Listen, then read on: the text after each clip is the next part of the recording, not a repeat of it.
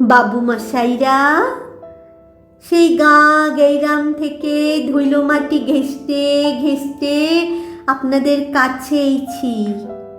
কি চাকচিকান শহর বানাইছেন গো বাবুরা। রোদ পড়লে জোছনা লাগলে মনে হয় কালকিউটের গা থেকে খসে পড়া রূপোর তৈরি একখান লম্বা খোলস। মনের উনানে ভাতের হাঁড়ি হাঁ হয়ে আছে খিদেয়।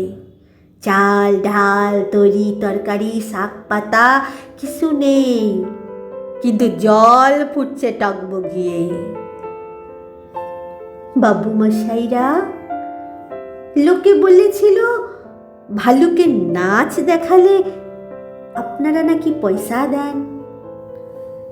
যখন যেমন বললেন নেচে নেচে হদ, পয়সা দিবেননি। লোকে বলেছিল ভানুমতির খেল দেখালে আপনারা নাকি সোনার মেডেল দেন। নিজের করাতে নিজেকে দুখান করে আবার জুড়ে দেখালুম। আকাশ থেকে সোনালি পাখির ডিম পেড়ে আপনাদের ভেজে খাওয়ালুম গরম অমলেট। বাঁজা গাছে বানিয়ে দিলুম ফুলের ঘুঙুর, সোনার মেডেল দিবেননি।